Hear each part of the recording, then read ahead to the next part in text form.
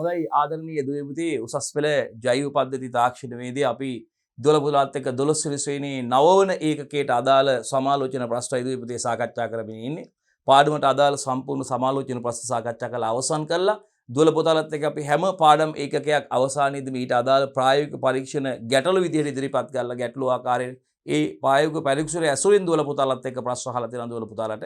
මේ ප්‍රශ්න වලට පිළිතුරු සාකච්ඡා කිරීමයි දුවේ පුතේ අපි දැන් ආරම්භ කරන්න මොනවද මේ ගැටලු හඳුනාගෙන අපි ඒව හඳුනාගෙන පිළිතුරු සාකච්ඡා කරන්න 12 පුතාලත් එක්ක යන්නේ රයිට් 12 පුතාලටත් පුළුවන් අපිත් එක්කම මේ ගැටලු වලට පිළිතුරු ලියාගෙන වැඩ කටයුතු කරගෙන යන්න පුළුවන් දෙයි පුතේ අපි දන්නවා ඇත්තටම උසස් පෙළ විභාගයේ ප්‍රායෝගික පරීක්ෂණ වලදී වගේම මේ ප්‍රායෝගික පරීක්ෂණ වල අදාළ කොටස් 12 පුතාලට අතිශයින්ම වැදගත් වෙන උසස් පෙළ විභාගයේ බහුවර්ණ මාදලී ප්‍රශ්න ව්‍යුහගත මාදලී සහ රචනා මාදලී ප්‍රශ්න වලට පිළිතුරු සැපීමේදී දුවේ පුතේ අතිශයින්ම වැදගත් කොටස් විදියට මේ අපිට 12 වෙනි ශ්‍රේණිය සහ 13 වෙනි ශ්‍රේණියට අදාළ ප්‍රායෝගික පරීක්ෂණ කොටස් සඳහන් කරන්න පුළුවන් මේ ප්‍රායෝගික පරීක්ෂණ ඇසුරින් උපකරණ ක්‍රියා කරන ආකාරය පිළිබඳව වගේ පුතේ ඊට අදාළ සුවිශේෂිත කරුණු විභාගයේදී ප්‍රශ්නයට නගන අවස්ථාවන් බොහෝ විට අපිට හමු වෙලා තියෙනවා දුවේ පුතේ. ඒක නිසා බොහෝ විට මේ ප්‍රායෝගික පරීක්ෂණ විභාගයෙන් මාසයකට විතර පස්සේ තමයි පවත්වන්නේ. නමුත් අපි කියනවා මේක වේල පහ ප්‍රායෝගික පරීක්ෂණ ටික විභාගයට කලින් ඔබ කියවලා බලලා ආවරණය කරලා ඒවායේ ගැටලු හඳුනාගෙන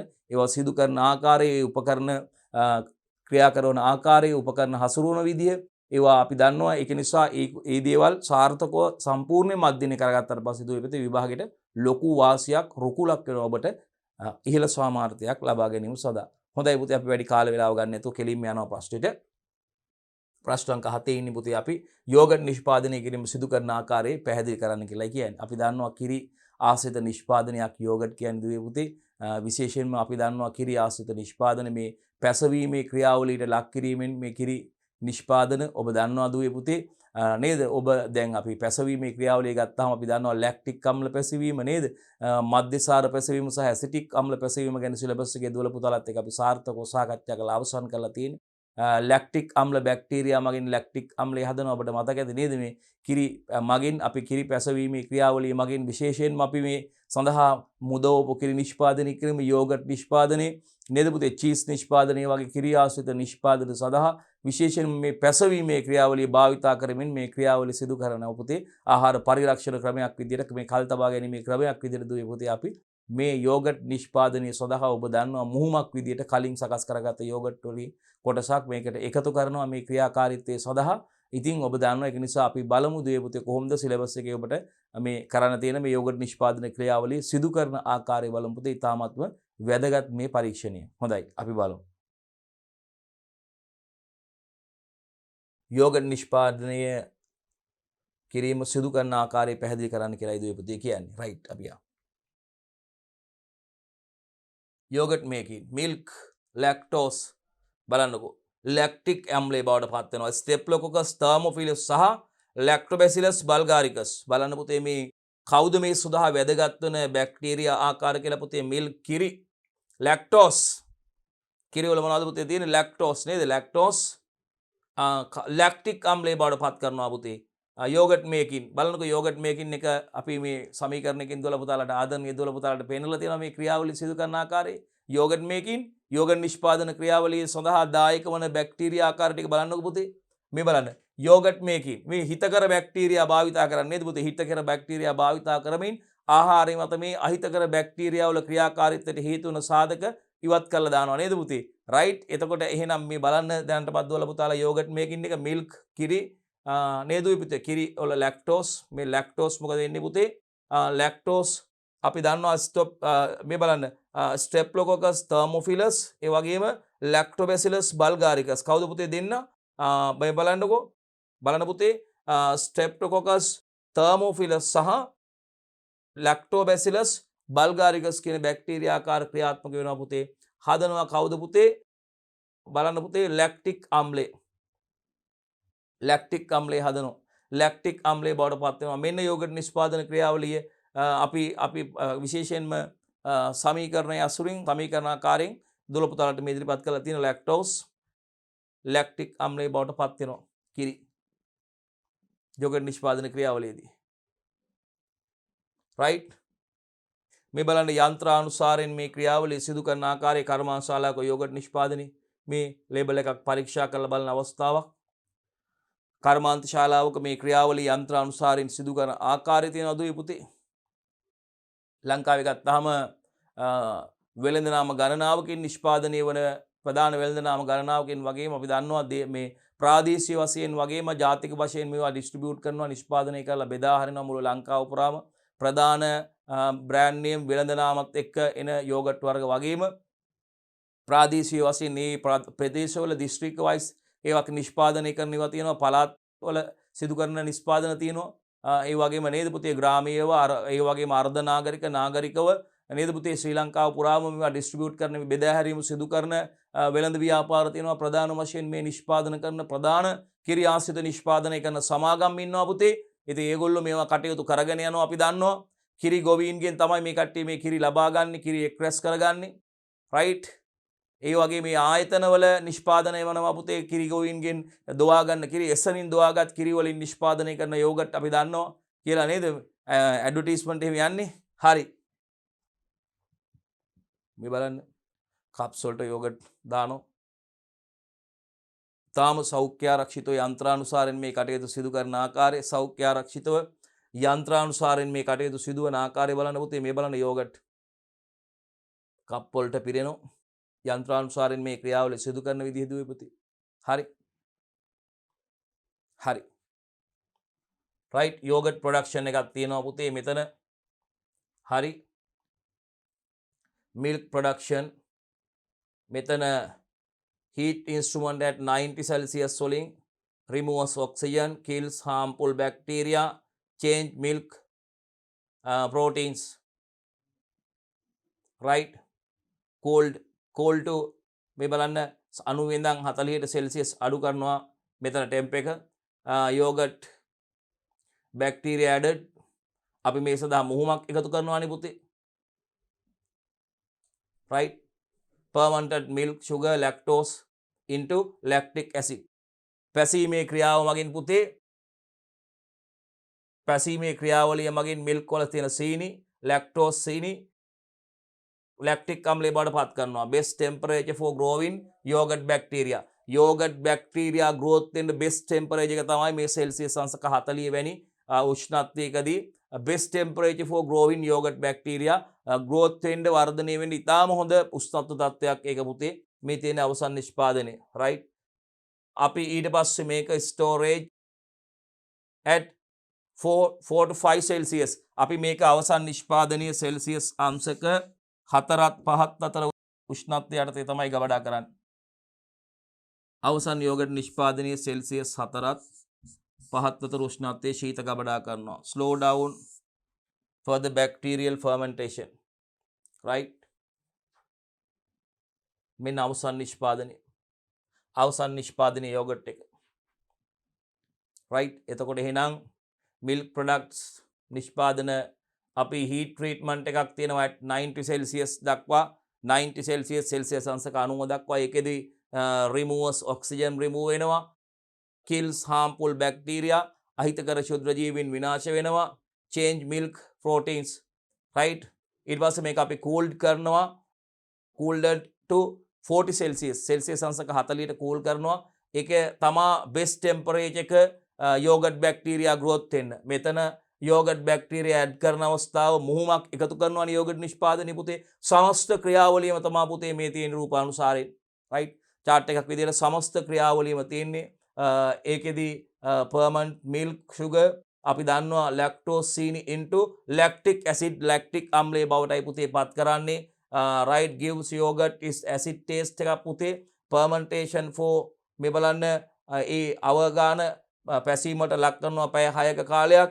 storage කරනවා ඊට පස්සේ පුතේ track at 4 to 5 celsius කියන 4-5 අතර උෂ්ණත්වයක සෙල්සියස් අංශක 4-5 අතර උෂ්ණත්වයක මේක අපි ස්ටෝර් කරනවා. ඒ වගේම හරි source down for the bacteria fermentation. right, bacteria පැසීමේ ක්‍රියාවලියක් වෙන්නේ බැක්ටීරියා මගින් ලැක්ටික් අම්ල බැක්ටීරියා මගින් පැසවීමකට ලක් කිරීමක් සිදු වෙන්නේ පුතේ යෝගට් නිෂ්පාදන ක්‍රියාවලිය. හරි, සමස්ත ක්‍රියාවලියයි පුතේ මේ රූපානුසාරයෙන් පෙන්ලා තියෙන්නේ. අපි හැඳින්වීමට යනවා පුතේ. යෝගට් නිෂ්පාදන ක්‍රියාවලට අදාළ හැඳින්වීම බලමු ආදරණීය දුවේ පුතේ කොහොමද අපි හැඳින්වීම කරලා තියෙන්නේ කියලා. රයිට් බලන්න අපි කතා කරපු විදිහද කියලා. හිතකර ශුද්‍ර ජීවීන් යොදා ගනිමින් අන්න බලන්න පුතේ විශේෂයෙන්ම අපි දන්නවා මේ පැසවීමේ ක්‍රියාවලියේදී පුතේ මේ හිතකර ශුද්‍ර ජීවීන් යොදා ගනිමින් පුතේ අපි ආහාර නරක වීමට හේතු වන ශුද්‍ර ජීවීන්ගේ ක්‍රියාකාරීත්වය අඩාල කිරීම වර්ධනය අඩාල කිරීම සඳහා වැදගත් ද්‍රව්‍ය නිපදවීමක් සිදු කරන්න පුතේ එමගින් ආහාර පරිරක්ෂණය සිදු කරනවා හිතකර ශුද්‍ර ජීවීන් භාවිතා කළා නේ ලැක්ටික් අම්ල බැක්ටීරියා ඇසිටික් අම්ල බැක්ටීරියා ඒ වගේම මධ්‍යසාර පැසවීමට අදාළ අපි මේ ශුද්‍ර ජීවී ආකාර ඊස්ට් වගේ සැකරොමයිසිස් වගේ දේවල් රයිට් මෙන්න මේ කට්ටිය අපි කියනවා හිතකර ශුද්‍ර ජීවීන් භාවිතා කරලා පුතේ අපි කරන්නේ මේ ආහාර නරක වීමට හේතු වන ශුද්‍ර ජීවීන්ගේ වැඩිවීමට වර්ධනයට හේතු වන තත්වයන් තුේ අහුරාලීමක් සිදු කරනවා ආහාරය මත ඒ ඇතිවන සංයෝග නිසා අර අහිතකර ශුද්ධ ජීවීන්ගේ පැවැත්මට වර්ධනයට බාධාවක් ඇති වෙනවා පුතේ ඔවුන්ගේ වර්ධනය අඩාල වෙලා ඒ ක්‍රියාවලිය නිෂේධනය වීමක් සිද්ධ වෙනවා ශුද්ධ ජීවී ක්‍රියාකාරීත්වය අහිතකර ශුද්ධ ජීවීන්ගේ වර්ධනයට බාධාවක් ඇති වෙන ද්‍රව්‍ය නිපදවීමක් තමයි සිදු කරන්නේ ඒ අනුව ආහාරය තුල අහිතකර ශුද්ධ ජීවීන්ගේ වැඩිවීමට අවස්ථාවක් නැහැ පුතේ ඒක නිසා මේ ආහාරය පරිරක්ෂණය වෙනවා විශේෂයෙන්ම කිරි ආශ්‍රිත නිෂ්පාදන මධ්‍යසාර නිෂ්පාදන ක්‍රියාවලිය මේ ඇසිටික් අම්ල පැසවීම මගින් ඇසොටබැක්ටර් නේද ඇසිටික් අම්ල පැසවීම මගින් අපි දන්නවා විනාකිර නිෂ්පාදන ක්‍රියාවලිය ඊට අමතරව අපි දන්නවා වයින් බීර නේද බියර් නිෂ්පාදනයේ වයින් නිෂ්පාදනයේ මධ්‍යසාර නිෂ්පාදන වගේ ක්‍රියාවලිය අපිට හඳුන්වන්න පුළුවන් පුතේ මෙන්න මේ පරිරක්ෂණ ක්‍රම පැසවීම මගින් ආහාර පරිරක්ෂණය සිදු කරන ක්‍රම විදිහට දුවල පුතාලට හඳුන්වා දෙන්න පුළුවන් හොඳයි දුවේ පුතේ එහෙනම් බලන්න මේකෙදි කවුද පුතේ යොදාගන්නේ හිතකර ශුද්ධ ජීවීන් යොදා ගනිමින් ආහාර පරිරක්ෂණය කිරීමේ ප්‍රධාන ක්‍රියාවලියක් ලෙස යෝගට් නිෂ්පාදනය අපිට හඳුන්වන්න පුළුවන්. එහෙනම් යෝගට් නිෂ්පාදනය කියන්නේ හිතකර ශුද්ධ ජීවීන් යොදා ගනිමින් ආහාර පරිරක්ෂණය කිරීම සඳහා යොදා ගන්නා ප්‍රධානතම මූලධර්මයක් විදිහට අපිට හඳුන්වන්න පුළුවන්. බලන්න පුතේ එහෙනම්.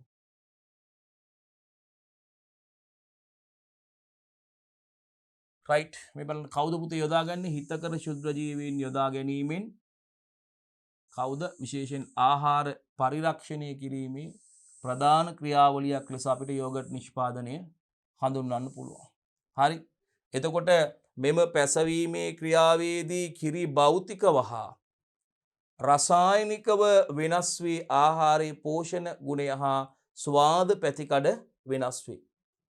මේ ලැක්ටික් අම්ල පැසවීමේ ක්‍රියාවලියේදී පුතේ ලැක්ටික් අම්ල පැසවීමේ ක්‍රියාවලියේදී කිරි භෞතික බාහිරව ඒ වගේම රසායන විද්‍යාත්මකව රසායනිකව පුතේ වෙනස් වෙලා ආහාරයේ පෝෂණ ගුණය වගේම පුතේ ආහාරයේ පෝෂණ ගුණය වගේම ස්වාද පැතිකඩ වෙනස් වීමකට ලක් වෙනවා පුතේ රයිට් බලන්න මෙම පැසවීමේ ක්‍රියාවලියේදී කිරි භෞතිකව හා රසායනිකව වෙනස් වී ආහාරයේ පෝෂණ ගුණය හා ස්වාද පැතිකඩ වෙනස් වෙනවා.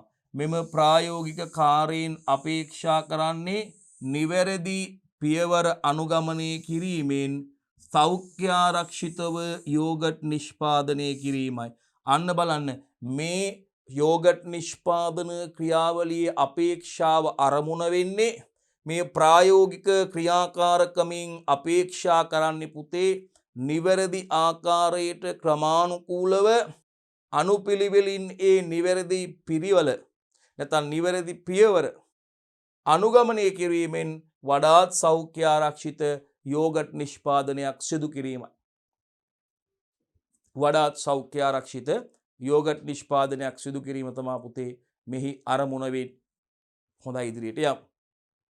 රයිට් මේ බලන්න මූලධර්මය බලන්න මේට අදාළ බැක්ටීරියා ආකාර කවුද කියලා මේ ලැක්ටික් අම්ල පැසවීමේ ක්‍රියාවලිය සඳහා අමු කිරි මගින් නේද පුතේ කිරි භාවිතා කළා නැවුම් කිරි භාවිතා කළා යෝගට් නිෂ්පාදන ක්‍රියාවලිය සඳහා වැදගත් වන දායක වන බැක්ටීරියා ආකාර පිළිබඳව චුට්ටක් බලමු පුතේ අපි මේ බලන්න දැන් මේ ඇලාකුරු වල යොදලා තියෙනකොට අපි යටින් ඉරි අඳින්න අවශ්‍ය නැහැ ඇලාකුරු නොවේ නම් මේ ගණනාමය සහ විශේෂනාමය කියන නම් දෙකට යටින් වෙන වෙනම අපි ඉරි දෙකක් ගහන්න ඕනේ. දැන් මේ මුද්‍රණයේදී ඇලාකුරු භාවිතා කරලා තියෙනවා නම් විද්‍යාත්මක නාමයකට යටින් වෙන වෙනම ඉරි ගහන්න අවශ්‍ය වෙන්නේ නැහැ. එහෙනම් පුතේ බලන්න ලැක්ටෝබැසිලස් බල්ගාරිකස් ඒ වගේම ලැක්ටෝබැසිලස් තර්මොෆිලස් හා ස්ටෙප්ලොකොකස් ලැක්ටික් වැනි ලැක්ටික් අම්ල බැක්ටීරියා කිරිවල ඇති ලැක්ටෝස් ලැක්ටික් අම්ලයේ බවට පත් කිරීමෙන් සෑදෙන ආම්ලික මාධ්‍ය හේතුවෙන් කිරි කැට ගැහෙනවා.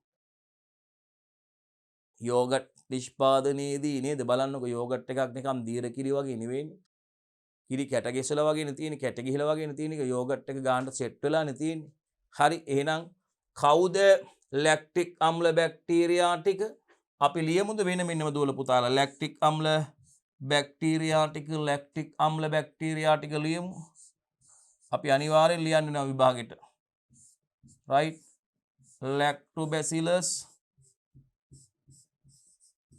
lactobacillus මුල් අකුර විතරයි කැපිටල් වෙන්නේ. ඉතුරු අකුරු right ඉතුරු සියලුම අකුරු නාම දෙකේම right සිම්පල් අකුරු ලියන්නේ. පළවෙනි අකුර විතරයි කැපිටල් වෙන්නේ lactobacillus bulgaricus right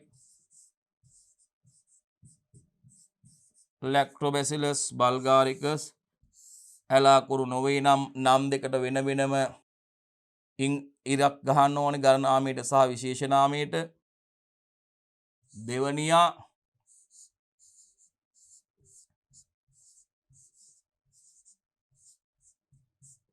lactobacillus thermophilus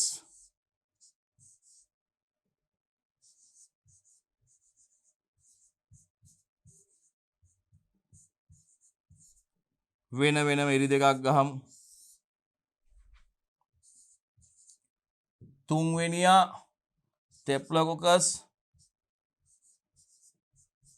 streptococcus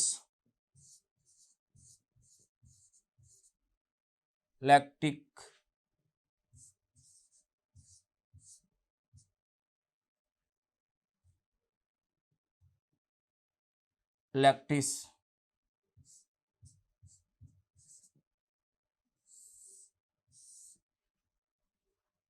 හරි මෙන්න ලැක්ටික් අම්ල බැක්ටීරියා right නේද පුතේ ලැක්ටික් අම්ල බැක්ටීරියා ටික lactobacillus bulgaricus ඒ වගේම lactobacillus thermophilus staphylococcus lactis හරි මෙන්න මේ කියන හරිද මේගොල්ලෝ ලැක්ටික් අම්ල බැක්ටීරියා පුතේ මේ කට්ටිය මෙන්න මේ ලැක්ටික් අම්ල බැක්ටීරියා ඒගොල්ලෝ කිරිවල තියෙන ලැක්ටෝස් කිරිවල තියෙන කවුද පුතේ ලැක්ටෝස් සීනිනේ කිරිවල තියෙන ලැක්ටෝස් පුතේ ලැක්ටික් අම්ලයේ බවට පත් කරනවා. කිරිවල තියෙන ලැක්ටෝස් ලැක්ටික් අම්ලයේ බවට පත් කරනවා පුතේ. මෙන්න මේ ලැක්ටික් අම්ලයේ බවට පත් කිරීමෙන් සෑදෙන මේ ආම්ලික මාධ්‍ය හේතුවෙන් තමයි පුතේ කිරි කැටි ගැසීම සිද්ධ වෙන්නේ. මේ නිපදවන ලැක්ටික් අම්ලය නිසා ඇතිවන ආම්ලික මාධ්‍ය හේතුවෙන් තමයි පුතේ කිරි කැටි ගැසීම ප්‍රධාන වශයෙන්ම සිදුවෙන්නේ. කිරි කැටි ගැසීම ප්‍රධාන වශයෙන්ම සිදුවෙන්නේ. right හරි. හරි. එතකොට අපි බලමු මේ යෝගට් හදනකොට කිරි කැටි ගැසීම සිදුවන ආකාර දෙකක් තියෙනවා පුතේ. යෝගට් නිෂ්පාදනයේදී පුතේ කිරි කැටි ගැසීම සිදුවන ආකාර දෙකක් ගැන අපි කතා කරනවා. මේ හැදෙන ලැක්ටික් අම්ලය නිසා තමයි පුතේ මාධ්‍ය ආම්ලිකතාවය නිසා හැදෙන ලැක්ටික් අම්ලය මගින් ඇති කරන ආම්ලිකතාවය නිසායි මේ යෝගට් නිෂ්පාදනයේදී කිරි කැටි ගැසීම සිදු වෙන්නේ. මේ කිරි කැටි ගැසීම සිදුවන ප්‍රධාන ආකාර දෙකක් ගැන අපි කතා කරනවා ආදරණීය දූපිතේ. මේ යෝගට් නිෂ්පාදන ක්‍රියාවලියේදී පළවෙනි එක තමයි පුතේ තාපය නිසා වන කැටි ගැසීම. පළවෙනි එක අපි දන්නවා. අංක 1 තමයි පුතේ තාපය නිසා ඇතිවන කැටි ගැසීම. තාපය නිසා වන කැටි ගැසීම. අපි දන්නවා තාපය නිසා ප්‍රෝටීන් ස්වභාවය වෙනස් වෙලා කැටි ගැහෙනවා. right තාපය යොදනවා මතකද සෙල්සියස් අංශක 80කට වැනි තාපයක් යොදලා නැවත අපි බස්සන්නේ 40ට අඩු කරන්න මේ බලන්න මෙතන 90ක් මේ heat treatment at 90 Celsius removes oxygen kills harmful bacteria may change milk proteins changes milk protein කිරි ප්‍රෝටීන change වෙනවා වෙනස් වෙනවා මේ අධික තාපයේ හේතුවෙන්. ඊට පස්සේ තමා cooled to 40 Celsius 40ට බස්සනවා. අවසානයේ තමයි මේ අවසන් නිෂ්පාදනයේ storage at 4 to 5 Celsius 4ත් 5ත් අතර උෂ්ණත්වය තමයි අවසානයේ ශීතකරණය තුල ස්ටෝර් කරන්නේ. තාපය නිසා වන කැටි ගැසීම මේකෙදි මොකද වෙන්නේ? තාපය නිසා ප්‍රෝටීන් ස්වභාවය වෙනස් වෙලා කැට ගැහිම සිද්ධ වෙනවා. තාපය නිසා ප්‍රෝටීන් ස්වභාවය වෙනස් වී කැට ගැසීම. තාපය නිසා ප්‍රෝටීන් ස්වභාවය වෙනස් වී කැට ගැසීම සිද්ධ වෙනවා. හොඳයි. ඒ වගේම පුතේ ශුද්ධ ජීවීන් කරනකොට හරි ලැක්ටෝස් අම්ලය බවට පත්වීම නිසා pH ගේ අඩු වෙලා කැට ගැසෙනවා.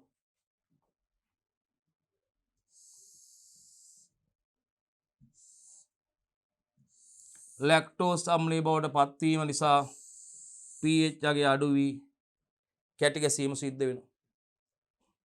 එනම් පුතේ අපි මේ යෝගට් නිෂ්පාදන ක්‍රියාවලිය සඳහා අවශ්‍ය උපකරණ හා ද්‍රව්‍ය ටික ලියාගමු පුතේ, සටහන් කරගමු. සඳහන් කරන්න බලන්න පුතේ කොහොමද ඔබ ලියාගන්න බලන්න මතකින් මේ සඳහා අවශ්‍ය උපකරණ හා ද්‍රව්‍ය ටික මේ යෝගට් නිෂ්පාදන ක්‍රියාවලිය සඳහා ආදරණීය දේ පුතේ. යෝගට් නිෂ්පාදන ක්‍රියාවලිය සඳහා අවශ්‍ය උපකරණ සහ ද්‍රව්‍ය ටික අපි සඳහන් කරගමු දේ පුතේ. බලන්න. අවශ්‍ය උපකරණ හා ද්‍රව්‍ය මුලින්ම මේ අපිට කිරි දාගෙන කිරි උණු කරන්න ඕනේ. ඒ සඳහා නේද පුතේ කිරි ටික එකතු කරගත්ත කිරි ටික කිරි රත් කිරීම කරන්න එපා පුතේ අපි. එහෙනම් මේ සඳහා අපිට අවශ්‍යයි මල නොබෙදෙන වානේ සංස්පාන. මල කන්නේ නැති නේද පුතේ? මල නොකන වානේ සාස්පානක් පිරිසුදු කරගන්න ඉපේ අරගෙන පිරිසුදු මල නොබෙදෙන වානේ සාස්පානක් අවශ්‍යයි පුතේ. අංක 1 පළවෙනියා කවුද පුතේ? මල නොබදින වානේ සාස්පාන. කිරි ටික දාගෙන කිරි රත් කරන්න එපේ. රයිට්. අංක 2 දිග හැඬලේ සහිත හැන්දක්.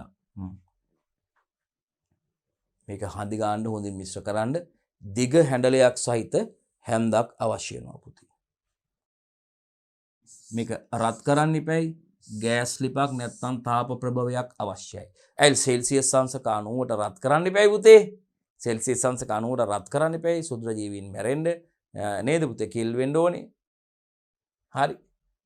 ඊට පස්සේ යෝගට් කෝප්ප සහ පියන් ඕනේ. යෝගට් කිරි දාන්නේ කප්පේට දාලා කප් එක වහන්න ඉපැයි. 4 යෝගට් කෝප්ප සහ පියන්. උෂ්ණත්වමානයක් අවශ්‍යයි. නැවත උෂ්ණත්වය සෙල්සියස් අංශක 440ට බස්වන්න ඉපැයි. ඊට පස්සේනේ අවසන් නිෂ්පාදනයේදී අපි 4ත් 5ත් අතර උෂ්ණත්වය ගබඩා කරන්නේ සෙල්සියස් උෂ්ණත්වමානයක් ඕනේ. මේක ඉන්කියුබේටරයක් එපයි පුතේ බීජාවශෝෂණය වෙන්න එපයි. බැක්ටීරියා මුහුමක් එකතු කරලානේ තියෙන්නේ. බීජාවශෝෂකයක් ඉන්කියුබේටර් එකක් ඕනේ. සෙල්සියස් 43. ප්‍රධාන අමුද්‍රව්‍ය ගන්නේ නැද්ද? එපයි. එලකිරි මිලිලිටර් 500ක්. පොඩ්ඩක් අපි මේ ප්‍රැක්ටිකල් එකට හදන්න යන්නේ. කොච්චර දෙන? එලකිරි මිලිලිටර් 500ක්. සීනි ග්‍රෑම් 40ක් පමණ. ජෙලටින් ග්‍රෑම් 3ක්.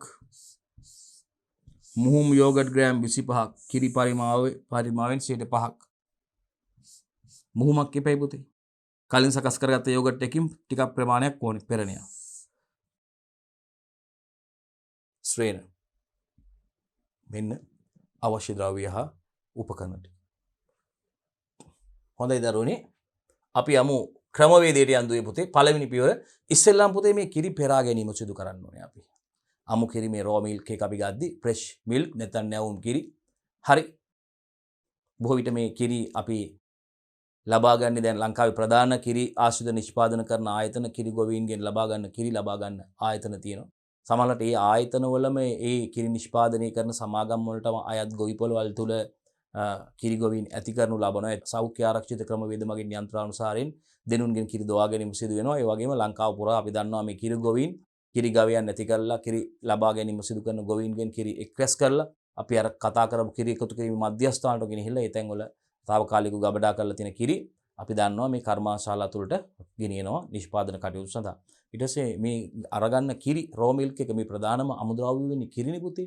රෝ මිල්ක් එකට අමු කිරි කියලා කියන්නේ අපි. ඊට පස්සේ මේ කිරි පෙරා ගැනීම සිදු කරනවා පළවෙනි පියවර විදියට මේ යෝගට් නිෂ්පාදනයේ පළවෙනි පියවර විදියට මුලින් පුතේ මේ අමු කිරි නැත්තම් රෝ මිල්ක් එක නැත්තම් ෆ්‍රෙෂ් මිල්ක් එක අපි පෙරා ගැනීම සිදු කරන්න ඕනේ. ඒ පියවරටයි අපි යන්නේ. පළමුව ක්‍රමවේදයේ පළවෙනි පියවර තමයි පුතේ පළමුව කිරි පෙරා ගැනීම. අපි නම් මේකට ගන්නේ කිරි මිලිලීටර් 500ක් විතරනේ අපි යෝගට් එකක් හදාගන්න අපිට පරීක්ෂණය සඳහා. එක පළමුව කිරි පෙරා ගැනීම. මුලින්ම කිරි පෙරා ගන්න ඕනේ. දෙවැනි පියවර කිරිවල ඇති මේදය ක්‍රීම් සෙපරේටර් ආධාරයෙන් ඉවත් කිරීම. එහෙම නැත්තම් කොහොමද? නැතහොත් කිරි පෙන මතුවී එන තෙක් කිහිපවරක් උතුරා නිවා ගනිමින් පිටතට මතුවන යොදේ පෙරලා ඉවත් කරන්න පුළුවන්. ක්‍රීම් සෙපරේටරයක් දැන් අපිට මේ දැන් නැත්තම් අපිට දැන් සාමාන්‍ය මේ අපි පරීක්ෂණාගාරයක විද්‍යාගාරයක කරද්දි පාසලේ කරනකොට අපිට පුළුවන් මේක ක්‍රීම් සෙපරේටර් තියෙනවා නම් ක්‍රීම් සෙපරේටර් මගින් අපිට මේ ක්‍රීම් මේ දේ ඉවත් කරන්න පුළුවන්. රයිට්? ක්‍රීම් එක ඉවත් කරන්න පුළුවන්.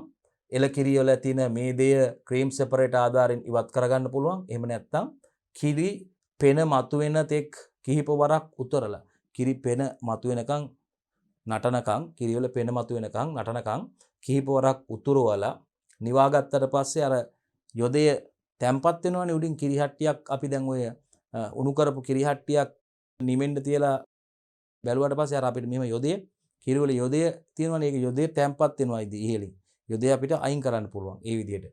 එහෙනම් නැතහොත් කිරි පෙන මතුවෙන තෙක් කිහිප වරක් උතුරවලා නිමෙන්න දැරලා පිටතට මතුවන යොදය පෙරලා ඉවත් කරන්න පුළුවන්. පිටතට මතුවන යොදය පෙරලා අයින් කරන්න පුළුවන්. හරි? ඊළඟ හතරවෙනි පියවර කිරි වලට සීනි මිශ්‍ර කරලා රත් කරන්න ගන්න. අන්න. කිරි වලට අපි අර රත් කිරි භාජනයට දාලා කිවි අර මල් ලොකන වානේ භාජනයක් සාස්පානක් නේද මේ සාස්පානට කිරි ටික දාලා ඒකට සීනි එකතු කරලා මේක අපිට රත් කරන්න ගන්න පුළුවන්. හරි. එහෙනම් කිරි වලට සීනි මිශ්‍ර කර රත් කිරීම. මේ කොච්චරද? සෙල්සියස් අංශක 90ක උෂ්ණත්වයක් යටතේ විනාඩි 5ක්. 90යි සෙල්සියස් රත් කරන්න උෂ්ණත්වයක් දක්වා රත් කරනවා කොච්චරද? 5 මිනිත්. මේ දේ ඉවත් කිරීම කරන්නත් ඕන.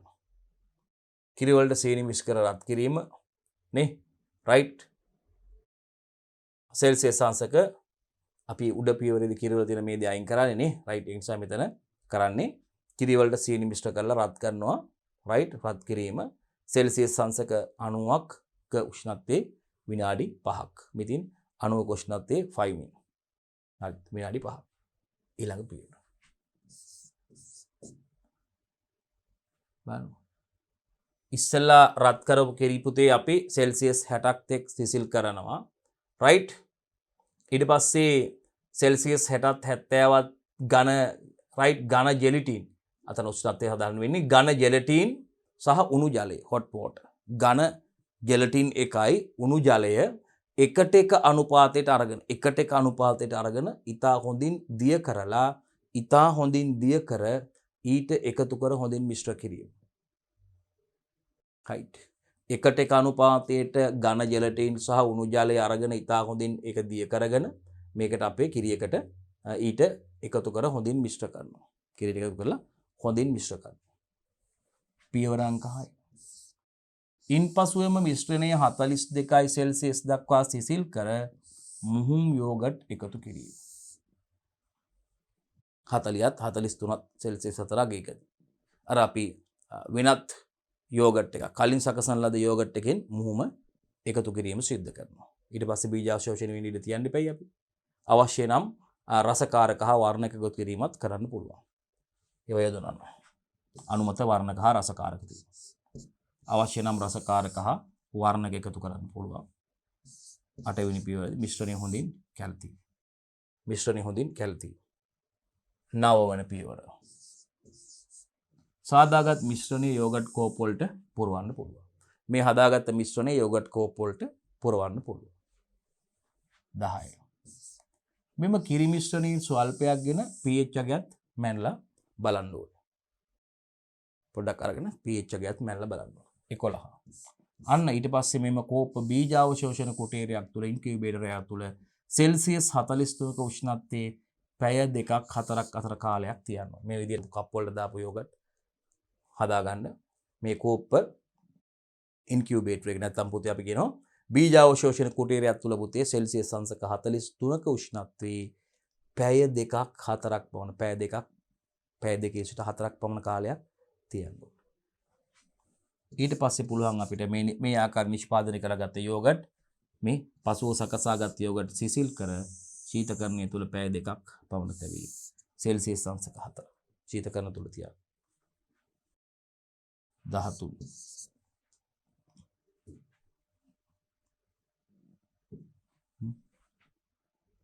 ශීතකරණයට මාරු කිරීම නොසෙල්වනසේ පරිස්සමින් සිදු කර සෙල්සියස් 10ට අඩු උෂ්ණත්වයක ගබඩා කරනවා. ගබඩා කරනවා සෙල්සියස් 10ට අඩු උෂ්ණත්වයක. less than 10 මේ පැත්තට. ශීතකරණයට මාරු කිරීම පුතේ නොසෙල්වනසේ පරිස්සමින් සිදු කරන්න ඕනේ මේ යෝගට් සකස් කරගත්ත. අවසානයේ සෙල්සියස් 10ට අඩු උෂ්ණත්වයක මේවා ගබඩා කරලා තියනවා. සෙල්සියස් 10ට අඩු උෂ්ණත්වයක ගබඩා කරලා තැබිය යුතුයි. හරි. නිගමනය. අවසන් නිෂ්පාදනයේ pH යගේ රසය හා වයනය පරීක්ෂා කරලා බලන්න පුළුවන්. නිගමනය තමයි අපිට මේ අවසානයේ මේ සකස් කරගත්ත යෝගට් නිෂ්පාදනයේ pH යගේ පරීක්ෂා කරලා බලන්න පුළුවන් පුතේ. right? pH යගේ පරීක්ෂා කරලා බලන්න පුළුවන්. රසය හා වයනය පරීක්ෂා අල්ල බල්ල වයනය ගැන කියන්න පුළුවන්. කාලා බල්ල රසය ගැන කියන්න පුළුවන්. එහෙනම් මතක තියාගන්න නිගමනය වෙන්නේ අවසන් නිෂ්පාදනයේ pH යගේ රසය හා වයනය අපිට පරීක්ෂා කරලා බලන්න පුළුවන්. හරි. විශේෂ කරුණු වලට යම් පුතේ මේකේ අපි. විශේෂ කරුණු වලට යම්. විශේෂ කරුණු අංක 1 බලන්නකෝ. ජෙලටින් උණු ජලයේ දිය කරලා මතකද එකට එක උණු ජලය සහ ජෙලටින් එකට එක අනුපාතයට අරගෙන ඒක හොඳට මිශ්‍ර කරලා මතකද දිය කරලා ඒක අපි කිරියකට එකතු කරලා ඒක හොඳට කලවම් කරගත්තා මිශ්‍ර කරගත්තා. ජෙලටින් උණු ජලයේ දිය කර එය උණු ජල බඳුනක හෝ විජලන යන්ත්‍රයක තබා අවශ්‍ය විට පිටතටගෙන මිශ්‍ර කිරීම නැතහොත් ජෙලටින් කැටි ගැහෙනවා. මතකද දැන් මොකද කරන්නේ? අපි ජෙලටින් උණු ජලයේ දිය කරලා එය උණු ජල බඳුනක උණු ජලයේ දිය කරපු එකට එක අනුපාතයට ගත්තනේ ජලයයි ජෙලටිනුයි රයිට් මේ විදිහට සකස් කරගත්ත ජෙලටින් හරි ජෙලටින් උණු ජලයේ දිය කරලා එය උණු ජල බඳුනක හෝ දිය කරපු ජෙලටින් එක ජලයත් එක්ක ඒක උණු ජල බඳුනක එහෙම නැත්නම් විජලන යන්ත්‍රයක රයිට් විජලන යන්ත්‍රයක ඩිහයිඩ්‍රේෂන් වෙන්න ඩිහයිඩ්‍රේෂන් යන්ත්‍රයක් නැත්නම් ඩයර් එකක් විජලන යන්ත්‍රයක් රයිට් විජලන යන්ත්‍රයක තබා අවශ්‍ය විටදී පිටතටගෙන මේ වැඩේ කරන්න මිශ්‍ර කරන්න ගන්නකොට පිටතටගෙන මිශ්‍ර කිරීම. එහෙම නැත්නම් ජෙලටින් කැටි ගහෙන්න පුළුවන්. මතක තියාගන්න. ජෙලටින් උණු ජලයේ දිය කර එය උණු ජල බඳුනක හෝ විජලන යන්ත්‍රයක ගබඩා කර තබා අවශ්‍ය විට පිටතටගෙන මිශ්‍ර කරන්න ඕනේ. එහෙම නැත්නම් ජෙලටින් කැටි ගහෙන්න පුළුවන්. 2 කිරි හා සීනි රත් කිරීමේදී නිතර හැඳි ගෑමෙන් වළකින්න ඕනේ. මොකද කිරි පරිමාව අඩු වෙන්න පුළුවන් නිසා. හරි. කිරි හා සීනි රත් කරනකොට ඒක නිතර කැටි ගැසීමෙන් වළකින්න ඕනේ. කිරි පරිමාව අඩු වෙන්න පුළුවන් ඒකේ. හරි. 3. කිරිවල pH අගය 6.5ත් 6.7ත් පමණ වෙනවා පුතේ. මේ යෝගට් වල pH අගය 4.5ත් 4.8ත් වෙන්න පුළුවන්. යෝගට් වල pH අගය 4.5ත් 4.8ත් වෙන්න පුළුවන් pH යෝගට් වල. හරි. 4 දියර එළකිරි වෙනුවට පිටිකිරි යොදාගත හැකියි. මෙහිදී පිටිකිරි ග්‍රෑම් 250ක් ජලයේ මිලිලීටර් 1700ක දිය කර කිරි ද්‍රාවණයක් සාදා ගන්න පුළුවන්. විශේෂයෙන්ම මේ යෝගට් නිෂ්පාදනය කිරීම සඳහා දියර කිරි වෙනුවට එළකිරි භාවිතා කරන්නත් පුළුවන්. එළකිරි මගිනුත් මේ යෝගට් නිෂ්පාදනය කරන්න පුළුවන්. ඒකෙදී දියර කිරි වෙනුවට පිටිකිරි දියර කිරි දෙනුනෙන් දවා ගන්න කිරි දියර කිරි නැත්නම් එළකිරි මේ එළකිරි වෙනුවට නැත්නම් දියර කිරි වෙනුවට දියර එළකිරි වෙනුවට පිටිකිරි යොදා ගන්න පුළුවන්. දියර එළකිරිනේ ස්ප්‍රේ ඩ්‍රයි නැත්නම් විසිරිවීම මගින් කිරිපිටි බවට පත් කරගන්නේ. හරි. ඒක නිසා අපිට දියර එළකිරි වෙනුවට කිරිපිටි යොදා ගන්න පුළුවන්. එතකොට නමුත් මේකෙදී කිරිපිටි ග්‍රෑම් 250ක් අපි ග්‍රෑම් 250ක ප්‍රමාණයක් අරගෙන කිරිපිටි ග්‍රෑම් 250ක් අරගෙන ඒක ජලයේ මිලිලීටර 1700ක දිය කරලා කොච්චරකද ලීටර එකටත් වැඩිනේ ලීටර එකමාරටත් වැඩි ජලයේ මිලිලීටර 1700ක දිය කර කිරි ද්‍රාවණය සාදා ගන්න ඕනේ කිරි ද්‍රාවණය හදා ගන්න ඕනේ එතකොට ඒකෙදි හරි පස්වෙනි පියවර මේ සඳහා භාවිතයට ගන්නා භාජන හා උපකරණ සියල්ල සබන් යොදා පිරිසුදු කර පැහෙන වතුරේ බොයිලින් වෝටර් වල බහා මිනිත්තු 10ක් 15ක් තම්බ ගන්න ඕනේ ජීවාණුහරණය කරගන්න අවශ්‍යයි මතක තියාගන්න පුතේ මේ සඳහා භාවිතා කරන භාජන හා උපකරණ සියල්ලම සවන් දාලා හොඳට සෝදලා පිරිසුදු කරලා පුතේ පැහෙන වතුරේ බොයිලින් වෝටර් වල දාලා බොයිලින් වෝටර් වල බහා මිනිත්තු හරිද මිනිත්තු 10ක් 15ක් පමණ තම්බා ගැනීම සිදු කරන්න ඕනේ රයිට් ඊළඟට ප්ලාස්ටික් බඳුන් ආදී 10% සෝඩියම් මෙටාබයිසල්ෆයිඩ් දීරින් සෝදා හැර පාවිච්චියට ගන්න ඕනේ හරි දැන් ප්ලාස්ටික් බඳුන් වගේ දේවල් 10% සෝඩියම් මෙටාබයිසල්ෆයිඩ් දීරින් හොදලා තමයි පාවිච්චියට ගන්න ඕනේ අවසන් වශයෙන් මුහුම් යෝගට් ලෙස කලින් සැකසූ යෝගට් එකක් යොදා ගන්න පුළුවන් අපි ඒක කිව්ව නේද මුහුමක් විදිහට මොකද්ද පුතේ යොදාගන්නේ මුහුම් යෝගට් ලෙස කලින් සැකසූ යෝගට් එකක් යොදාගත හැකියි ඒකත් මතක තියාගන්න 6යි 7යි යමු අපි 8 වෙනි පියවරට යෝගට් සාදා වැඩි වේලාවක් උණුසුම් ස්ථානයක තැබීමෙන් මිදුණු යෝගට් කැටිය හා වතුර ගතිය වෙන් වී යෝගට් වල වයනය වෙනස් වීමට ඉඩ තියෙනවා. හරි බලන්නකො යෝගට් ගෙනල්ලා අපි උණුසුම් ස්ථානයක ෆ්‍රිජ් එකක දාන්න නැතුව එළිය තියලා තිබ්බොත් මේ දේ අනිවාර්යයෙන්ම වෙනවා අපිට අමතක වෙලා ෆ්‍රිජ් එකේ දාන්න බැරි වෙලා ගෙදරට ගෙන අපි යෝගට් දෙක තුනක් වෙනම එළියේ තිබ්බනම් මේ උෂ්ණත්වය වැඩි වෙනකොට වෙන දේ මේ කියන්නේ මේක ඔබ අත්දැකලා ඇති. බොන තරම් මේක අත්දැකලා ඇති. ඒකට කණ්ඩත් ඉතින්නේ මේ වෙන් වෙනවා මේ අර ඝන වෙන් වෙලා වතුරයි මේකයි වෙනම ගතියක් පෙන්නුම් කරන්නේ. ඒක මොකද්ද කියන්නේ? යෝගට් සාදා වැඩි වේලාවක් උණුසුම් ස්ථානයක තැබීමෙන් ඒ කියන්නේ මේක අපි කිව්වා සෙල්සියස් අංශයට 10ට අඩු උෂ්ණත්වයේදී 4ත් 5ත් අතර උෂ්ණත්වයක මේක ශීත ගබඩා කරන්න ඕනේ. හරිද? එහෙම නැතුව යෝගට් නිෂ්පාදනය කළ වැඩි වේලාවක් උණුසුම් ස්ථානයක තිබ්බහම මොකද වෙන්නේ? අර මිදුණු යෝගට් කැටිය හා වතුර මිදුණු යෝගට් කැටිය හා වතුර ගතිය වෙන් වෙනවා. මිදුණු යෝගට් කැටිය හා වතුර ගතිය වෙන් වෙලා යෝගට් වල වයනය වෙනස් වීමට ඉඩ දෙනවා. අපිට පැහැදිලි යෝගට් හද ගන්න බැරි වෙනවා. එතකොට මේ යෝගට් වල වයනය වෙනස් වෙන්න පුළුවන්. හරි. රසකාරක ලෙස පළතුරු යුෂ හෝ පළතුරු කැබලි එකතු කළ හැකිය. පළතුරු කැබලි එක් කරන්නේ නම් සෙල්සියස් අංශක 63 පමණ උෂ්ණත්වයේ පැය භාගයක් තබා වියලාගත් පළතුරු සිසිල් කරලයි එකතු කරන්නේ. මේ රසකාරක විදියට පළතුරු යුෂ ඒ වගේම පළතුරු කැබලි එක් කරන්න පුළුවන් මේ යෝගට් වලට. අර ජෙලි යෝගට් කියලා එහෙම මතකද? ඒකේ පළතුරු කැබලි දාලා එහෙම තියෙනවා.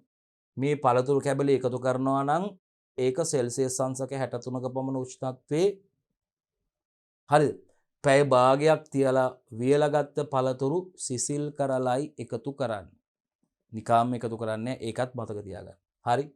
රසකාරක ලෙස පළතුරු සෝ පළතුරු කැබලි එක් කරන්න පුළුවන්.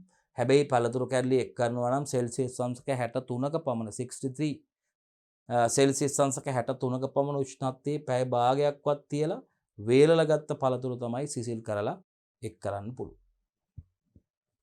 මේ අපි බලමු අපිට විශේෂයෙන්ම ඉන්කියුබේටරයක් අවශ්‍යයිනේ බීජ අවශෝෂණය සඳහා මේක තියන්න.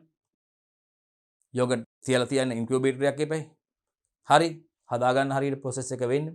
එහෙනම් සරල බීජ අවශෝෂණ කුටීරයක් සකස් කරන ආකාරය. අපිට අවශ්‍ය ද්‍රව්‍ය ස්ටයිරෝෆෝම් පෙට්ටියක් දිග පළල උස සෙන්ටිමීටර් 45 වැඩි කිරීම 42.5 වැඩි කිරීම 27.5යි දිග පළල උස පරිමාව උෂ්ණත්ව පාලකයක් ඕනේ තර්මෝ අපිට තර්මෝස් එකක් ඕනේ නේද රයිට් හරි තර්මෝස්ටාට් එකක් ඕනේ ඒ වගේම විදුලි බල්බ් දෙකක් 40i වොට් සහ 25i වොට් විදුලි බල්බ් දෙකක් ඕනේ උෂ්ණත්ව මානයක් සෙල්සියස් අංශක 20ත් 110ත් අතර පරාසය කියව ගන්න පුළුවන් ඇලුමිනියම් ෆොයිල් අවශ්‍ය වෙනවා සරල බීජ අවශෝෂණ කුටීරයක් සකස් කරගන්න ස්ටයිරෝෆෝම් පෙට්ටියක් අරගෙන එහි ඇතුළත ඇලුමිනියම් ෆොයිල් එකකින් ආවරණය කරනවා පෙට්ටිය ඇතුලේ අපිට පුළුවන් ඇලුමිනියම් ෆොයිල් එකකින් පෙට්ටිය ඇතුළ ආවරණය කරන්න පසුව පහත රූපයේ පරිදි විදුලි බල්බ දෙක උෂ්ණත්ව මානය හා උෂ්ණත්ව පාලකයක් පෙට්ටිය ඇතුලේ සවි කරමු හරි රූපයේ පෙන්වන විදිහට විදුලි බල්බ දෙකක්, තර්මෝමීටර් එකක්, ඒ වගේම උෂ්ණත්ව පාලකයක් පෙට්ටිය ඇතුලේ සවි කරන්න ඕනේ. මෙන්න තියෙනවා. විදුලි බල්බ දෙකක්, මේ උෂ්ණත්ව පාලකයක්, උෂ්ණත්වමානයක් පෙට්ටිය ඇතුලේ සවි කරන්න ඕනේ. මේ තියෙන පුතේ පෙට්ටිය. මේ තියෙන විදුලි බල්බ දෙකක් මේ. විදුලි බල්බ දෙක නම් කරලා තියෙන්නේ මේ. right. විදුලි බල්බ දෙකක්. මේ තියෙන උෂ්ණත්වමානය. මේ තියෙන උෂ්ණත්ව පාලකය. පේන්න තියෙනවා පැහැදිලිව නේ. right. තුල පුතාලට පේන්න තියෙනවා පැහැදිලිව බලා ගන්න පුතේ. උෂ්ණත්වමානයක් රඳවලා තියෙනවා. විදුලි බල්බ දෙකක් රඳවලා තියෙනවා. උෂ්ණත්ව පාලකයක් රඳවලා තියෙනවා. මතක තියාගන්න. හොඳයි අපි බලමු ඊළඟ ප්‍රශ්නෙට එනවා අපි. යෝගට් නිෂ්පාදනයට අදාළව කතා කරේ පුතේ. මේ තියෙන අපිට මේ බීජාවශෝෂණය සඳහා මේ සුදුසු පෙට්ටියක් අපිට යොදා ගන්න පුළුවන්, සකස් කර ගන්න පුළුවන් පුතේ. මේ පෙන්ලා තියෙන්නේ ඒක. බීජාවශෝෂණ කුටීරයක් අවශ්‍ය නේ යෝගට් නිෂ්පාදනයේදී. හරි. අපි යනවා ප්‍රශ්නාංක 8ට පුතේ. ලැක්ටික් අම්ල පැසවීම මගින් එළවලු පරිරක්ෂණය සිදු කරන ආකාරය පැහැදිලි කරන්න. කිරි පරිරක්ෂණය සිදු කරන ආකාරය කතා කරේ පුතේ විශේෂයෙන්ම මේ එළකිරි මගින් right එළකිරි මගින් දියර එළකිරි භාවිතා කරලා කොහොමද යෝගට් නිෂ්පාදනය සිදු කරන්න කියන එක අපි කතා කරේ. එළකිරි නැත්තම් මේ සඳහා පිටිකිරි යොදා ගන්න පුළුවන් කියලා අපි කිව්වා. ඔබට මතක ඇති right පිටිකිරි ග්‍රෑම් 250ක් අරගෙන ජලයේ මිලිලීටර් 1700ක දිය කරගන්න කිව්වා අපි. right දියර එළකිරි වෙනුවට පිටිකිරි යොදාගෙන යෝගට් නිෂ්පාදනය සිදු කරන්න පුළුවන් කියලා කිව්වා. ඒ අපි කිරි ආශ්‍රිත නිෂ්පාදන පරිරක්ෂණය සඳහා මේ ලැක්ටික් අම්ල පැසවීම යොදා ගන්න ආකාරයේ ආදරණීය දුවේ පුතේ අපි කතා කරේ. අපි දැන් බලාපොරොත්තු වඳුල පුතත් එක්ක කතා කරන්න විශේෂයෙන්ම ලැක්ටික් අම්ල පැසවීම මගින් එළවලු පරිරක්ෂණය සිදු කරන ආකාරයේ දුවේ අපි කතා කරන්න යන්නේ. ගෝවා ස්කවුට්ස් මතක ඇති ඔබට නේද? හරි අපි යන් එනම් කෙලින්ම වැඩේට යනවා. ගෝවා භාවිතයෙන් ස්කවුට් එකක් මේ බලන්නේ ස්කවුට් ගෝවා ස්කවුට් හදා ගන්න විදිය නිපදවීම සිදු කරන ආකාරය මේ බලන්න තියෙනවා. නැවුම් ගෝවා අරගෙන නේද මේ දාන කටින් බෝඩ් එකක් තියෙනවා. කටින් බෝඩ් එකකින් බොහෝම හීනියට සිහින්ව ගෝවා ටික කපාගෙන තියෙනවා. මේ ලුණු තියෙනවා නේ නිකන් පෙපර් වගේ තියෙනවා. තව මොනවා හරි තියෙනවා කුළුබඩු වර්ග මේ ලුණුත් එක්ක කුළුබඩු දෙකක් වගේ පේනවා නේ. ගම් මිරිස් වගේ පේනවා. තව මොනවා හරි කුළුබඩු වර්ගයක් පේනවා නේ කටින් බෝඩ් එක තියලා තියෙන්නේ right. ගෝවා ස්කවුට් එකක් කොහොමද අපි හදා ගන්න කියන විදිහයි බලන්න යන්නේ දුවල පුතාලත් එක්ක right බලමු. මේ තියෙන ස්කවුට් එකක් හදපු ස්කවුට් එකක් මේ තියෙන්නේ බෝතලයක දාලා මේ right හදපු ස්කවුට් එකක්. මේ තියෙන්නේ දම්පාට ගෝවා එකනේ. දම්පාට ගෝවා එකනුත් ස්කවුට් එකක් හදලා තියෙනවා. හදලා මේ ඇසුරුම් කරලා හදලා ඉවරයිනේ. බෝතලයක දාලා ඇසුරුම් කරලා තියෙන. right මේ කැරටුත් දාලා තියෙනවා සමහර ඒවාට නේ. බෝතල් තුනක මේක හොඳින් සීල් කරලා තියෙන්නේ. ගෝවා තියෙනවා කැරටුත් පොඩ්ඩක් කපලා දාලා තියෙනවා. ඒතර මේ ගෝවා කෑල්ලකුත් තියෙනවා. මේ දම්පාට එකයි සුදු පාට එකයි මේ දෙකයි දම්පාට එකකුත් තියෙනවා. සකස් කරලා තියෙනවා. ගෝවා ස්කවුට්. අපි මේක මේ එළවලු පරිරක්ෂණ ක්‍රමයක් විශේෂයෙන්ම පැසවීම මගින් ලැක්ටික් අම්ල පැසවීම මගින් සිදු කරන එළවලු පරිරක්ෂණ ක්‍රමයක්. මේ තියෙන බලන්න.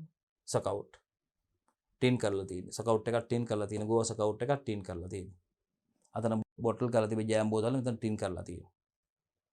හරි හැඳින්වීම. ස්කවුට් ආම්ලික ගෝවා ලෙසද හඳුන්වයි. මේ ස්කවුට් ආම්ලික ගෝවා කියලාත් හඳුන්වනවා. ස්කවුට් ආම්ලික ගෝවා ලෙසද හඳුන්වනවා. මේ ශුද්ධජීවී පැසවීම මගින් එළවලු පරිරක්ෂණය කරන ක්‍රමවේදයකි. මේ ගෝවා ස්කවුට් නිෂ්පාදන ක්‍රියාවලිය පුතේ ශුද්ධජීවී පැසවීම මගින් එළවලු පරිරක්ෂණය කිරීම සඳහා භාවිතා කරන ක්‍රමවේදයක්. එළවලු කල් තියාගන්න පරිරක්ෂණය කිරීම සඳහා යොදා ගන්න ක්‍රමවේදයක්. හරි. පැසවීම මගින් ආහාරයට රසයක් මෘදු අයනයක් ගෙන දී. එමෙන්ම පැසවීමේදී විටමින් නිෂ්පාදනය වීමෙන් ආහාරයේ ගුණාත්මක බව ඉහළය. පැසවීම මගින් ආහාරයට රසයක් ඒ වගේම මෘදු අයනයක් ලබා දෙනවා. right පැසවීම මගින් ආහාරයට රසයක් ඒ වගේම මෘදු අයනයක් ලබා දෙනවා. හරි. එමෙන්ම පැසවීමේදී විටමින් නිෂ්පාදනය වීමෙන් ආහාරයේ ගුණාත්මක බව ඉහළ යනවා. එහෙනම් පැසවීම මගින් අංක 1 රසයක් ලබා දෙනවා, මෘදු බවක් ලබා දෙනවා. ඒ වගේම විටමින් නිෂ්පාදනය වීම මගින් මේ බලන්න. පැසවීමේදී විටමින් නිෂ්පාදනය වෙනවා. මේ විටමින් නිෂ්පාදනය මගින් ආහාරයේ ක්වොලිටි එක නැත්තම් ගුණාත්මක භාවය ඉහළ දානවා. විටමින් නිෂ්පාදනය මගින් ආහාරයේ ක්වොලිටි එක නැත්තම් ආහාරයේ ගුණාත්මක භාවය මොකද කරන්නේ පුතේ? ඉහළ දානවා. හරි.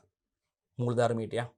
මුලින්ම ගෝවා ස්වභාවිකව ජීවත් වෙන අපි දන්න ගෝවා වල ස්වභාවිකව ජීවත් වෙන බැක්ටීරියා සාන්ද්‍රණයේ 100ට 2ක් 3ක් වෙච්ච ලුණු මාධ්‍යයක ක්‍රියාත්මක කළා තමයි මේ ලැක්ටික් අම්ලය නිපදවීම සිදු වෙන්නේ.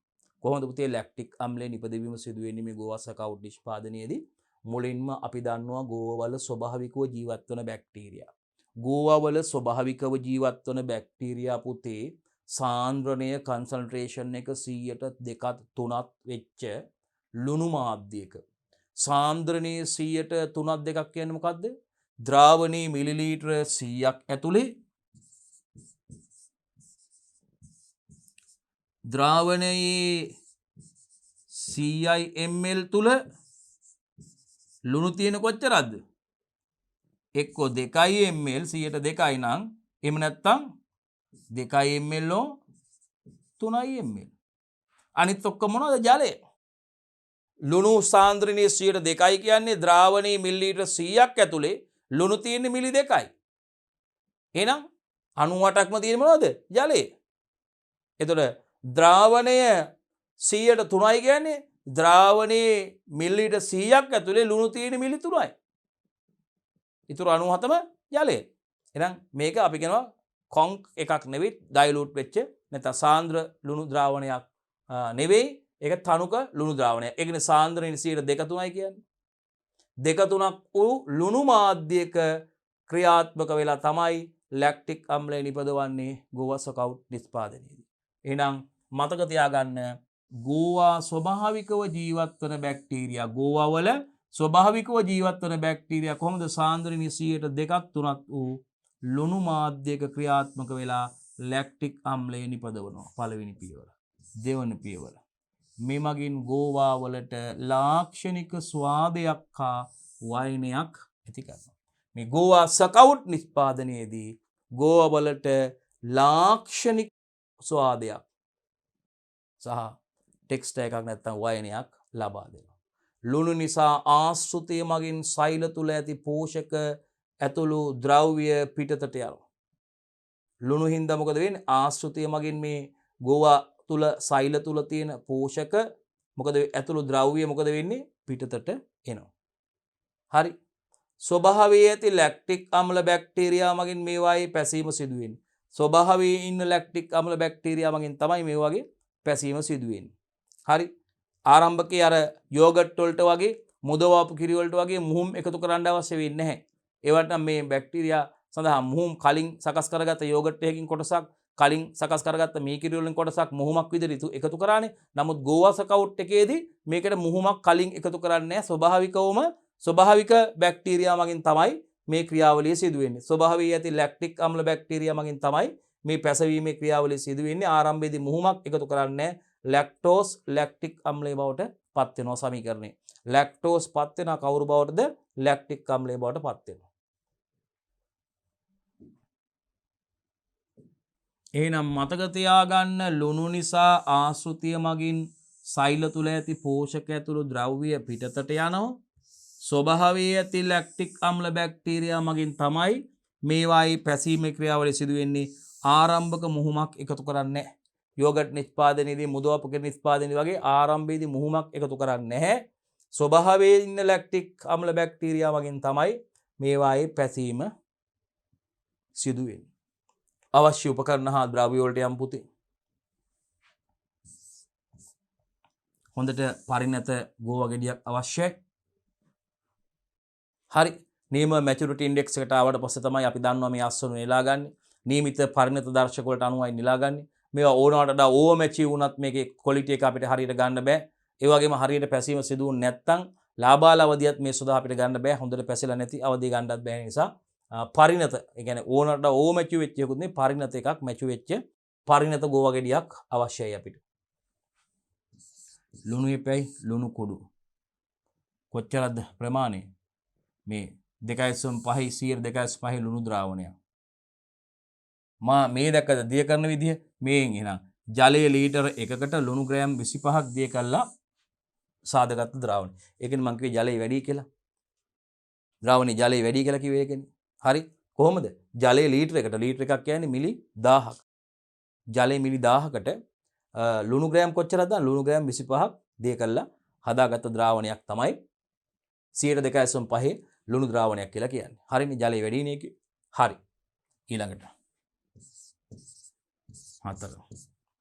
මලන බෙදෙන තිවුණු වානේ පිහියක් අවශ්‍යයි. ඇයි ගෝවා ගෙඩිය සිහිනුව කපා ගන්න එපේ.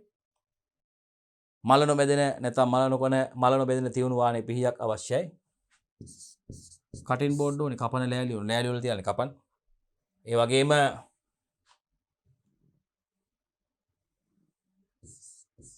මලන බෙදෙන රාස්පානක් ගෑස් ලිපක් බෝතල් ජීවාණුහරණය කරගන්න ඒ අතුරන්නේ බෝතල් වලනේ. පියන් සහිත පිරිසුදු හිස් ජෑම් බෝතල් ඒවට දාන්න. බෝතල් කඩ මුද්‍රා තැබීමට සුදුසු ද්‍රව්‍යයක්. ප්ලාස්ටික් බේසමක්. ඉලෙක්ට්‍රෝනික තරාදියක්. ක්‍රමවේදය බලන්න. හොඳින් පරිණත ගෝවා ගෙඩියක මතු පිට පවතින කොළ පැහැපත්‍ර ගලවලා අයින් කරන්න ඕනේ. හොඳින් පරිණත වෙච්ච ගෝවා ගෙඩියක අර මුලින්ම තියෙන පුතේ උඩින්ම තියෙන්නේ මතු පිටින් තියෙන කොළ පැහැටි පත්‍ර. මේ මතු පිටින් තියෙන කොළ පැහැටි පත්‍ර කඩලා අයින් කරාට පස්සේ අපිට සුදු පාට ගෝවා ගෙඩිය තමයි පැහැදිලිව දකින්න තියෙන්නේ. ගන්න. එහෙනම් මතක තියාගන්න හොඳින් පරිණත ගෝවා ගෙඩියක මතු පිට පවතින කොළ පැහැපත්‍ර ගලවලා අයින් කරනවා. ඉන්පසු පිරිසුදු ජලයෙන් ගෝවා ගෙඩිය පිටතින් සෝදා ගන්න. ගලා යන ජලය ගන්න පුළුවන්. running water. right. 3. ගෝවා කොළ ගලවා මැද නාරිටේ කපා ඉවත් කිරීම. ගෝවා කොළ ටික ගලවලා අර ගෝවා ගෙඩියේ තියෙන මැද නාරිටේ කපලා අයින් කරනවා. නැවත කොළ හොඳින් සෝදා වැඩිපුර ජලයේ බේරීමට හැරීම. නැවතත් කොළ ටික හොඳට සෝදලා භාජනයකට දාලා වතුර ගලා යන ජලයෙන් ඉතින් වතුර ටික බේරිලා යන්න සලස්සන්න ඕනේ. නැවත කොළ හොඳින් සෝදා වැඩිපුර තියෙන ජලය බේරීමට හරින්න ඕනේ. ඊට පස්සේ මිලිමීටර 3ත් 5ත් අතර ප්‍රමාණයේ සිහින් තීරු වලට කපා ගැනීම. දැන් අන්න අර ගෝවා ටික මොකද කරන්නේ? ප්‍රමාණයේ මිලිමීටර 3ත් 5ත් අතර සිහින් ප්‍රමාණයේ සිහින් තීරු වලට ගෝවා ගෙඩිය කපා ගන්නවා. 6. ඉන්පසු කපාගත් ගෝවා වල බර කිරා ගැනීම. පිරිසුදු බඳුනකට දැමීම. ගෝවා ග්‍රෑම් 100කට ලුණු ග්‍රෑම් 2.5ක් වනසේ කපාගත් ගෝවා වල බරට අවශ්‍ය ලුණු කිරා ගැනීම. ඉන්පසු ලුණු කුඩු ගෝවා මත ඉස අතින් හෝ හැන්දකින් හොඳින් මිශ්‍ර කරන්න. පොඩි කරන්න එපා. 9. ගෝවා සහිත බඳුන ඇලකර ස්වල්ප වේලාවක් තැබූ විට සෛල වලින් පිටතට ආයුෂ බඳුනේහි එක් රැස් වේ. ගෝවා සහිත බඳුන ඇල කරලා ටික වෙලාවක් තිබ්බහම මොකද වෙන්නේ ආදරණීය දුවේ පුතේ? මේවාගේ සෛල වලින් පිටතට ආයුෂ සෛල වලින් පිටතට ආපු යුෂ බඳුනේහි එක් රැස් වීම සිදු වෙනවා. හොඳයි. 10. දැන් ඒ බඳුනට එක් රැස් වෙච්ච සෛල වලින් පිටවෙච්ච ද්‍රවය යන්නේ දියරෙහි pH බ්‍රික්ස් අගේ මැන සටහන් කරගන්නවා. pH වැලියු එක සහ රෙෆ්‍රැක්ටෝමීටර් එක භාවිතා කරලා එකෙන් ඩොට් එකක් තියලා මේ බ්‍රික්ස් මීටරයෙන් පරීක්ෂා කරලා බලන්න පුළුවන් ස්ටාර්ච් ප්‍රමාණය, සීනි ප්‍රමාණය වගේම එයාගේ pH අගේ බලා ගන්න පුළුවන්. හරි. මේ දියරෙහි pH බ්‍රික්ස් අගයන් මැන සටහන් කිරීම. 11. ඉන්පසු ජීවාණුහාරිත ජෑම් බෝතල් වලට අපි ජෑම් බෝතල් සහ මූඩි සහිත ජෑම් බෝතල් ගත්තාම ජීවාණුහරණය කළා. අන්න ඒ ජෑම් බෝතල් වල ඉන්පසු ජීවාණුහාරිත ජෑම් බෝතලයට වාත අවකාශ නොසිටනසේ කපාගත් ගෝවා තද කරමින් ඇසිරීම. වාත අවකාශය තියෙන්නේ නැති වෙන්නේ කපාගත් ගෝවා බෝතලය ඇතුළට ඇතුළු කරනවා තද කරමින් ඇතුළට ඇතුළු කරනවා. බලන්න. ඉන්පසු ජීවාණුහාරිත ජෑම් බෝතලයට වාත අවකාශ නොසිටනසේ කපාගත් ගෝවා තද කරමින් ඇසිරීම. 12. බෝතලයේ කටට සමාන වනසේ ගෝවා කොළයකින් රවුමක් කපලා ඇසුරු ගෝවා මත තියන්න. මරුනේ බෝතලයේ කටට සමාන වන විදිහට ගෝවා කොළයකින් රවුමක් කපලා අර ඇසුරු ගෝවා මත බෝතලයේ ඇසුරුපු ගෝවා මතේ රවුමක් තියෙනවා. හරි. බෝතලයේ කටට සමාන වනසේ ගෝවා කොළයකින් රවුමක් කපා ඇසුරු ගෝවා මත ඇතිරීම. 13. ලුණු මිශ්‍රිත ගෝවා තිබූ බඳුනේ එකතු යුෂ එම ගෝවා කොළය මතට වක් කිරීම. අර ලුණු මිශ්‍රිත ගෝවා තිබූ බඳුනේ එකතු වෙච්ච යුෂ තියෙනවනේ යුෂ ටිකත් අපි රවුම් ගෝවා කොළයට එකතු කරනවා. පසුව නිර්වායු තත්ත්වයක් නිර්මාණය වන සී ජල මුද්‍රාවක් සැකසීම. නිර්වායු තත්ත්වයක් ඇතිවනසේ මේ ජල මුද්‍රාවක් සකස් කරන්න ඕන. මේ තියෙන්නේ ජලයේ පෙර වූ පොලිතින් මල්ල මේ බලන්න පොලිතින් දවටනේ ගෝවා කැබලි ටික තියෙනවා බඳුන තියෙනවා. මෙන්න පොලිතින් දවටනේ තියෙනවා. මේ තියෙන ගෝවා කැබලි ටික ගෝවා කැබලි මේ බඳුන ජලයේ පෙර වූ පොලිතින් මල්ල ජලයේ පෙර වූ පොලිතින් මල්ල මේ පොලිතින් දවටනේ. හරි මෙය සෙල්සියස් අංශක 18ක උෂ්ණත්වයේ බීජාවශෝෂණය සඳහා සතියක් පමණ තියන්න ඕනේ. සති 3ක් 5ක් පමණ සම්පූර්ණයෙන් පැසවීම සිදු වෙනවා. හරි. සති 3ක් 5ක් පමණ සම්පූර්ණයෙන් පැසවීම සිදු වෙනවා. මාසයකටත් වඩා වැඩි කාලයක් බවගෙන. හරි. දින 3කට පසු සකවුට් යුෂයේ pH බ්‍රික්ස් අගය හා ලවණතාවයේ මයින්ද කියනවා. දවස් 3කට පස්සේ මේ සකවුට් යුෂයේ අර සකවුට් යුෂයේ pH වැලියු එක බ්‍රික්ස් අගය හා ලවණතාවයේ මයින්ද. pH අගය 3ත් 4ට පැමිණියත් නම් පැසවීම ප්‍රමාණවත්.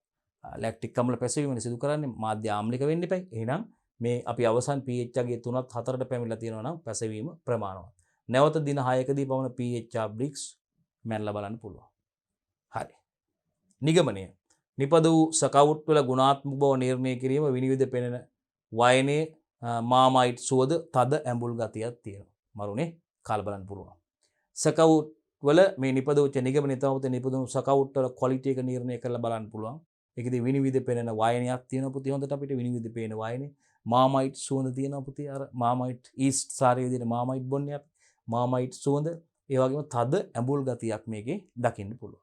තද අඹුල් ගතියක් දැනෙනවා අපිට අනුභව කරනකොට. විශේෂ කරුණු වලට යම්. බෝතල් තුළ නිර්වායු තත්ත්වයක් තියෙන්න ඕනේ. නැත්නම් ශුද්ධ ජීවීන් අහිතකර ශුද්ධ ජීවීන් වර්ධනය වෙනවනේ. බෝතල තුළ කාබන් ඩයොක්සයිඩ් සෑදීමට ඉඩ ඇති නිසා පියනකින් වැසීම නොකරන අතර ජල මුද්‍රාව නිසා එසේ සෑදෙන කාබන් ඩයොක්සයිඩ් නිදහස් වෙනවා. ජල මුද්‍රාවක් අපි දැක්කනේ සකස් කරගත්ත විදිය. එහෙම නැතහොත් බෝතලේ පිපිරියාමකට ලක් වෙන්න පුළුවන්. හොඳයි ආදරණීය දුවේ පුතේ අපි උසස් පෙළ ජෛව පද්ධති තාක්ෂණ වේදේ 12 වෙනි ශ්‍රේණියේ 9 වන ඒකකයට අදාළව සමාලෝචන ප්‍රශ්න කතා කරලා අවසන් කරලා දුවේ පුතේ. ඒ ප්‍රායෝගික පරීක්ෂණ වලට අදාළ කරුණු කතා කරමින් ඉන්නේ පුතේ. ගැටළු විදියට ප්‍රායෝගික පරීක්ෂණ වල තියෙන ක්‍රියාවලින් දොළ පුතාලා ඉදිරිපත් කරලා අපි ඒවයි පුතේ සාකච්ඡා කරමින් යන්නේ අදාළ පිළිතුරු සහ ඒ වගේ සුවිශේෂිත කරුණු සම්බන්ධයෙන් දොළ පුතාලව දැනුවත් කරනවා. ඒ කටයුත්තයි අපි සිදු කරමින් ඉන්නේ. අපි මේ වෙනකොට අදාළ ප්‍රශ්න ඊට අදාළ ප්‍රශ්න 8ක් කතා කරලා අවසන් කරලා තියෙනවා දුවේ පුතේ. හරියටම තව ප්‍රශ්න 8ක් අපිට ඉතුරුලා තියෙනවා කතා කරන්න. ඉතින් ඊළඟ ඒකකයේදී ඊළඟ කොටසෙන් අපි බලාපොරොත්තු වෙනවා ඉතිරි කොටස් දුවල පුතාලත් එක්ක එකින් එක සාකච්ඡා කරන්න බලාපොරොත්තු වෙනවා.